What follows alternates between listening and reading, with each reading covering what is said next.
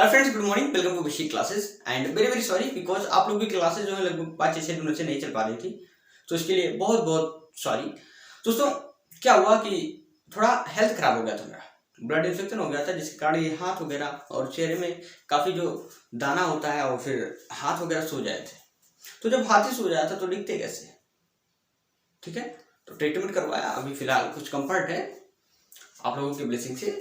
तो my dear friends, अब जो हम लोगों की क्लासेस होंगी वो होंगी कि बोर्ड एग्जाम में, मैं इंटर की बात कर रहा हूँ, क्लास 12 की बात कर रहा हूँ, कि जो बोर्ड एग्जाम में आपके 2-2 नंबर के आते हैं, चाहे वो कुछ भी हो, उन सभी को मैं बहुत ही डिटेल्ड एग्जाम के अकॉर्डिंग मैं आपको पढ़ाऊंगा ताकि आप उन क्वेश्चन को अच्छे से सॉल्व कर सकें, ठीक है। और अगर इन टॉपिक को मैं डिटेल्ड पढ़ाऊँ तब तो आपके लगेंगे लगभग 4 या 5 महीने, लेकिन मैं पढ़ाऊंगा आपको एग्जाम के अकॉर्डिंग ताकि आप एग्जाम में इसे ट्रांसलेट यानी सॉल्व कर सकें।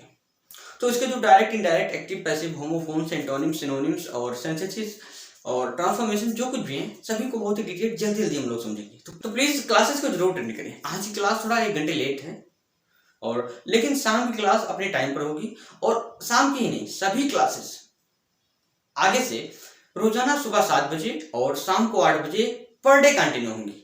टाइम में कोई बदलाव नहीं होगा। ड्यूरेशन आपका होगा 15 से 12 मिनट। तो प्लीज क्लासेस को डेली वॉच करें। अब क्लासेस आपकी पर डे चलेंगी बिकॉज बोर्ड एग्जाम 30 मार्च को है, तो this is the preparation of 13 मार्च। ये 30 मार्च की तैयारी हो रही है। तो दोस्तों, आज की क्लास में हम लोग सीखने वाले हैं डायरेक्ट एंड इनडायरेक्ट स्पीच को। डायरेक्ट एंड इनडायरेक्ट स्पीच के ऊपर लगभग 5 से 7 लेक्चर्स बनेंगे, क्योंकि मैंने इसे काफी शॉर्ट किया, तब जाकर इतने लेक्चर में मैं कवर कर पाऊंगा। तो प्लीज वीडियो को बहुत ही ध्यान से देखें, केयरफुली वॉच करें। जो एग्जाम्पल जो कुछ भी रूल मैं आपको बताता हूँ उन्हें बहुत ही अच्छे से समझें। तो दोस्तों, आइए देर न करते हुए शुरू करते हैं आज का शानदार class. Let's start the video.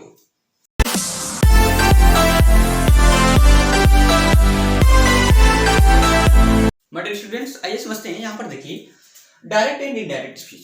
Direct मतलब प्रत्यक्ष और इनडायरेक्ट मतलब अप्रत्यक्ष। स्पीच मतलब कथन, यानी प्रत्यक्ष और अप्रत्यक्ष कथन, ठीक है। यहाँ पर डायरेक्ट स्पीच यानी प्रत्यक्ष कथन, इसे समझते हैं हम लोग।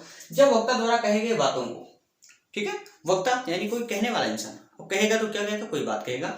यानी जब वक्ता द्वारा कहे गए बातों को डबल इन्वर्टेड कॉमा के बीच में ज्यों का त्यों लिखा जाए, यानी जैसा उसने कहा सेम उसी तरीके से लिखा जाए, तब वो वाक्य डायरेक्ट स्पीच होता है, ठीक है। दूसरा देखते हैं इनडायरेक्ट स्पीच यानी अप्रत्यक्ष कथन। जब वक्ता द्वारा कही गई बातों को किसी अन्य के शब्दों में कुछ महत्वपूर्ण परिवर्तन के साथ लिखा जाता है, तब वह वाक्य इनडायरेक्ट स्पीच में होता है। क्लियर। अब हम लोगों ने यहां पर देखा कि जब कोई चीज डबल इन्वर्टेड कॉमा के अंदर लिखी हो तब हम लोगों का क्या हो जाएगा भैया, डायरेक्ट स्पीच।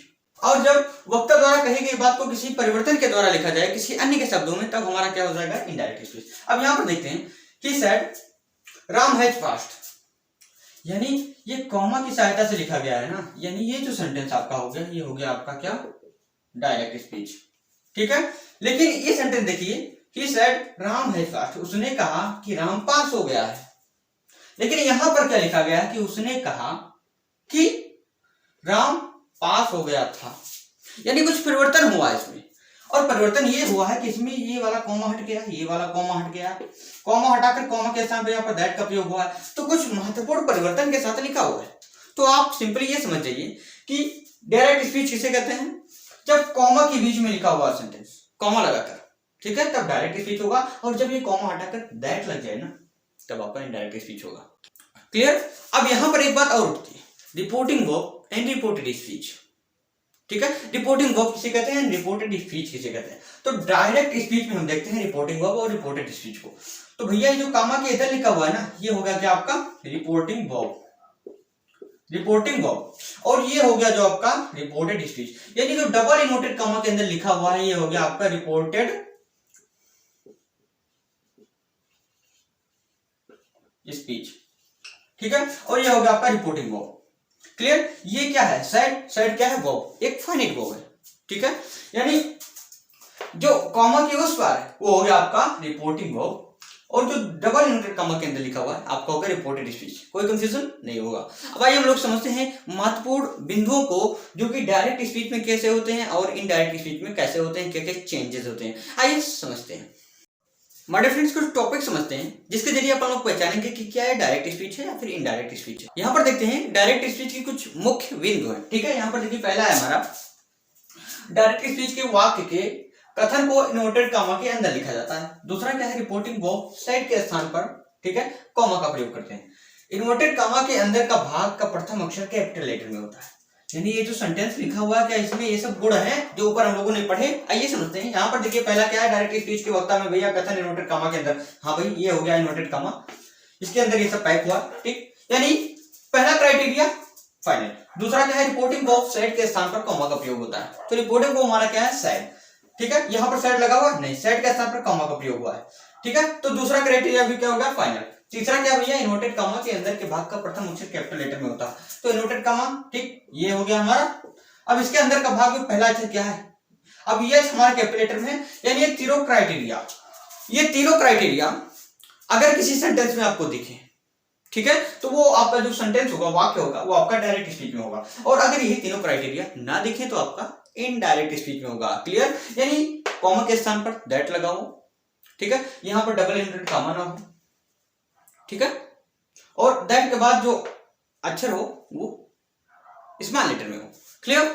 तो अगर ये क्राइटेरिया दिखते हैं तो आपका डायरेक्ट स्पीच, नहीं दिखते हैं तो इनडायरेक्ट स्पीच। अब आइए हम लोग समझते हैं कि डायरेक्ट से इनडायरेक्ट में चेंज करते समय हम लोग डायरेक्ट स्पीच में कौन कौन से परिवर्तन करते हैं। हमारे फ्रेंड्स ये बहुत ही इंपॉर्टेंट टॉपिक्स हैं, इन्हें बहुत ही ध्यान से समझें। हमारे फ्रेंड्स ये जो टॉपिक्स मैंने अभी नोट डाउन किए यहाँ पर, ये हैं जब हम डायरेक्ट से इनडायरेक्ट में बदलते हैं, ठीक है, तब ये जो मेन चेंजेस हैं ये आते हैं। ये चेंजेस 6 प्रकार से होते हैं। आइए समझते हैं। यहाँ पर देखिए पहला चेंज क्या होता है कि इनडायरेक्ट स्पीच में इन्वर्टेड कॉमा को हटा देते हैं। यानी डायरेक्ट स्पीच के सेंटेंस में इन्वर्टेड कॉमा होता है, लेकिन जब हम उसे इनडायरेक्ट में चेंज करते हैं तो कोई भी कॉमा, इन्वर्टेड कॉमा नहीं रहता है, ठीक है। दूसरा देखते हैं क्या भैया, रिपोर्टिंग वर्ब के बाद कॉमा का प्रयोग नहीं होता। रिपोर्टिंग वर्ब यानी ही सेड, फिर कॉमा, फिर डबल इन्वर्टेड कॉमा के अंदर अगर कुछ लिखा है, यानी रिपोर्टिंग वर्ब क्या हो गया आपका, ही सेड। तो ही सेड के बाद यहाँ पर कॉमा लगा रहता है डायरेक्ट स्पीच में, लेकिन इनडायरेक्ट स्पीच में रिपोर्टेड स्पीच के बाद कॉमा नहीं रहता है, ठीक है। अब तीसरा हमारा क्या है, रिपोर्टिंग वर्ब का टेंस कभी नहीं बदलता है। यानी रिपोर्टिंग वर्ब का टेंस, जैसे मैंने कहा अभी ही सेड, यानी कॉमा के इधर वाला जो भाग होता है इसका टेंस कभी नहीं बदलता है। कॉमा के उस वाला जो सेंटेंस होता है, यानी दैट के बाद वाला, उसको हम चेंज करते हैं। रिपोर्टिंग वर्ब को नहीं, रिपोर्टेड स्पीच के टेंस को चेंज करते हैं। अब हमारा बच्चा चौथा, रिपोर्टिंग वर्ब को रिपोर्टेड स्पीच के भाव अनुसार told, asked, requested, advised, ordered आदि में बदलते हैं, ठीक है। पांचवा क्या है, रिपोर्टिंग वर्ब के बाद आवश्यकता अनुसार उचित कंजंक्शन दैट, इफ, वेदर लगाते हैं। दैट लगाते हैं फॉर्मेटिव सेंटेंस में, इफ वेदर का प्रयोग करते हैं इंटेरोगेटिव सेंटेंसेस में। बहुत ही डिटेल समझेंगे आगे जो हम लोग इसे चेंज करेंगे।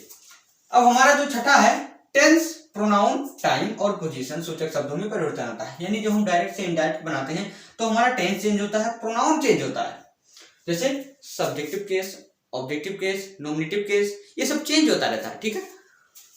टाइम भी चेंज होता है, जैसे नाउ का दिन, टुडे का दैट डे, यस्टरडे का द प्रीवियस डे, ये सब चेंजेस हो जाते हैं। पोजीशन, जैसे हियर का देयर, ठीक है, हियर का देयर। यहां पर देखिए, यानी ये कुछ वर्ड्स हैं, टेंस, प्रोनाउन, टाइम और पोजीशन शब्द सूचक में परिवर्तन होता है। तो बहुत ही डिटेल हम लोग समझ जाएंगे जब आगे क्लास को करेंगे। हमारे फ्रेंड्स, अब जो हमारे सेंटेंस होते हैं 5 प्रकार के होते हैं। Assertive sentence, interrogative sentence, imperative, optative and exclamatory sentence. 5 प्रकार के सेंटेंसेस हुए। पांचों प्रकार के सेंटेंसेस को हम लोग बहुत ही डिटेल समझेंगे कि कैसे हम उन सेंटेंसेस, यानी उसके डायरेक्ट स्पीच के सेंटेंसेस को इनडायरेक्ट स्पीच में ट्रांसलेट करते हैं। आइए हम लोग समझते हैं कुछ रूल्स को, यानी असर्टिव सेंटेंस के कुछ रूल को। बड़े फ्रेंड्स, यहाँ पर आप देख सकते हैं असर्टिव सेंटेंस, ठीक है। हमने बताया अभी 5 प्रकार के सेंटेंसेस होते हैं। पहले हम समझेंगे असर्टिव सेंटेंस के डायरेक्ट स्पीच के सेंटेंसेस को इनडायरेक्ट स्पीच में ट्रांसलेट करना। अब यहाँ पर देखिए, असर्टिव सेंटेंस जिसे हिंदी में कहते हैं कथनात्मक वाक्य, यानी असर्टिव सेंटेंस से कोई साधारण सा कथन का बोध होता है, ठीक है। अब यहाँ पर देखिए भैया, पहला रूल क्या है कि रिपोर्टेड स्पीच में, रिपोर्टिंग वर्ब में लिखी हुई क्रिया से, सेज और सेड को नहीं बदलते हैं। तो से, सेज और सेड, यानी इसके बाद कोई दूसरा वाक्य ना हो, कॉमा लगा के फिर हमारा रिपोर्टिंग स्पीच चालू हो जाए, तब अगर लिखा हो तो से, सेज और सेड को हम नहीं बदलते हैं। यानी यहाँ पर देखिए सेंटेंस लिखे हुए हैं मैंने, इसे करते हैं चेंज। यहाँ पर देखिए, he says it is very hot in Prayagraj. He says, वह कहता है, it is very hot in Prayagraj, यानी प्रयागराज में बहुत गर्मी है, ठीक है।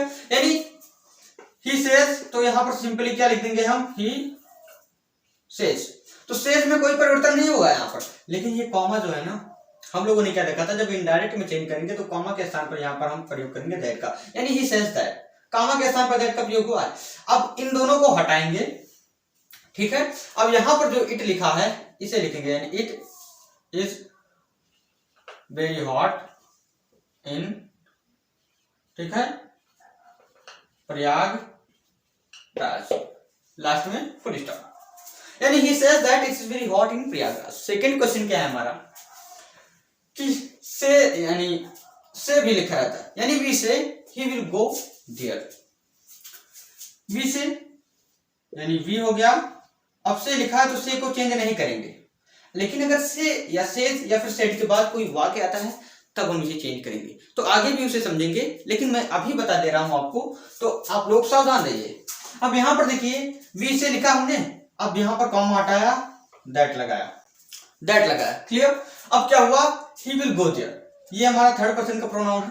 मैं आपको भी प्रोनाउन के चेंजेस, टेंसेस के चेंजेस, पोजीशन के चेंजेस को बहुत ही डिटेल आगे वीडियो में समझाऊंगा, लेकिन यहां पर देखिए ये जो ही है ये थर्ड पर्सन का प्रोनाउन है, थर्ड पर्सन का प्रोनाउन नॉट चेंज, यानी नहीं बदलता है, यानी वी से दैट, ठीक है, ही। लेकिन यहां पर से है तो इसलिए प्रेजेंट टेंस में है तो विल भी नहीं चेंज होगा, यानी we say that he will go there, ठीक है। अब ये देखिए से के स्थान पर से ही रहा।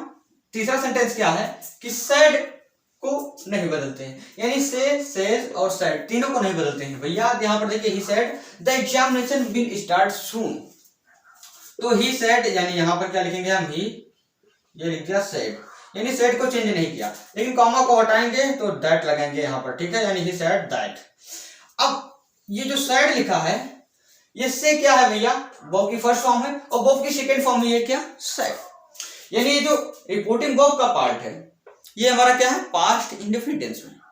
और ये ग्रामर का रूल है कि जब एक सेंटेंस पास्ट इंडेफिनिट टेंस में हो, यानी सेंटेंस का पहला भाग यानी पहला वाक्य पास्ट टेंस में हो, तो दूसरा वाक्य भी पास्ट टेंस में बनता है। तो यहां पर देखिए एग्जामिनेशन विल स्टार्ट सून, तो विल जो है ना, विल को हम यहां पर वुड में चेंज करेंगे, ठीक है, बस हमारा पास्ट टेंस हो जाएगा, यानी he said that the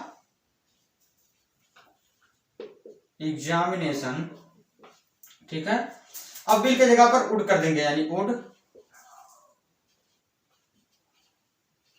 start सून, और यहां पर लगा दिया हमने फुल स्टॉप, क्लियर।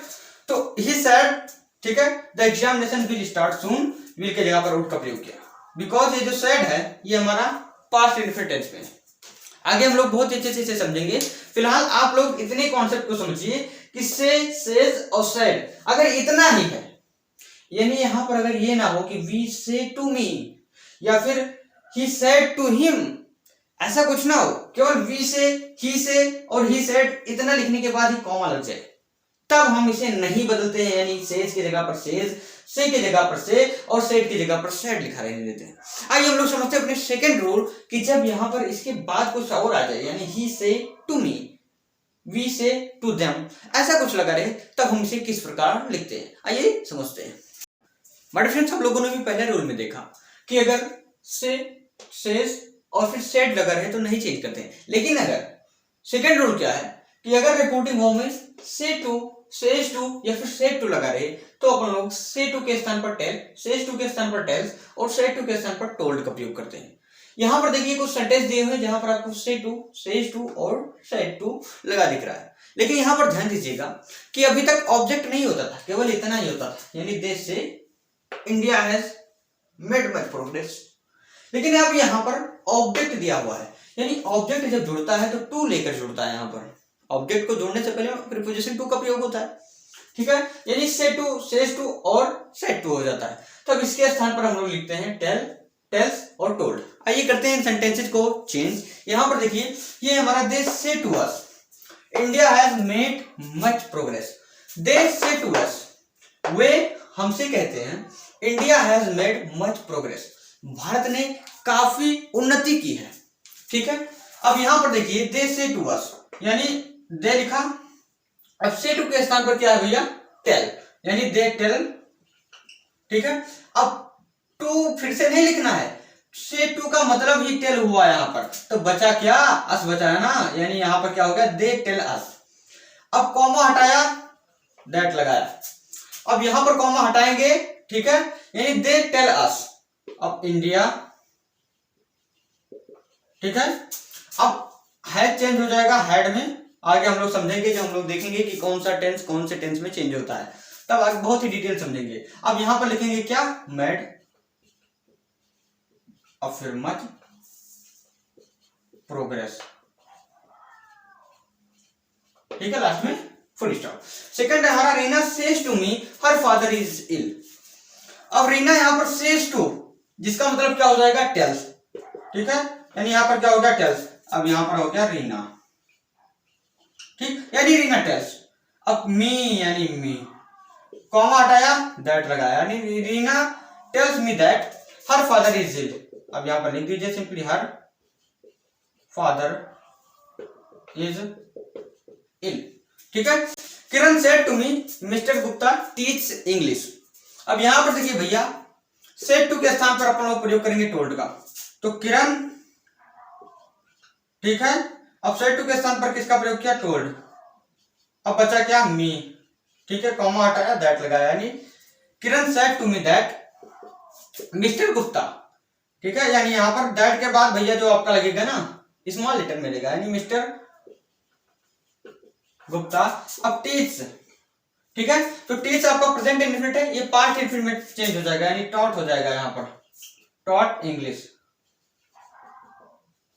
ठीक है। तो हमारे फ्रेंड्स, उम्मीद करता हूं कि आप लोग अच्छे से समझ चुके होंगे कि हम से, सेड और फिर सेज को नहीं बदलते हैं, लेकिन अगर से टू, सेज टू या फिर सेड टू लगा रहे तो उसे हम टेल, टेल्स और टोल्ड में बदलते हैं।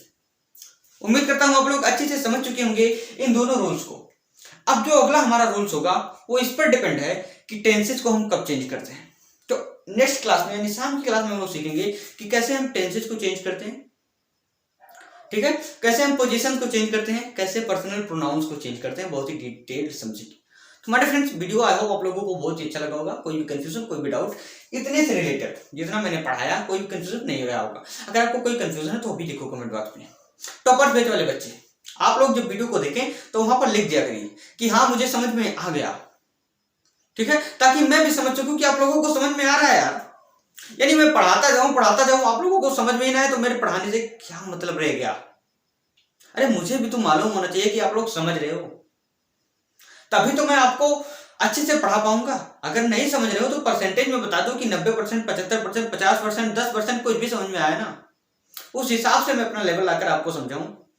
अगर आप लोगों को कम समझ में आ रहा हो तो मैं आपको और ही डिटेल समझाऊं, क्योंकि टीचर के पास हर चीज की दवा होती है। डॉक्टर के पास जैसे दवा होती है कि अगर इसे कम बुखार है तो इसे सिंपल टेबलेट दे दो, कोई हल्की वाली, और अगर ज्यादा बुखार है तो इसे इंजेक्शन ही देना पड़ेगा। तो अगर आप लोगों को नहीं समझ में आ रहा तो बताओ ना कि मुझे नहीं समझ में आ रहा, और अगर आ रहा है तब भी बताओ ना कि हाँ मुझे आ रहा है, ताकि मैं भी जान सकूं कि आप लोगों की तबीयत ठीक है, यानी समझ रहे हैं प्रॉपर।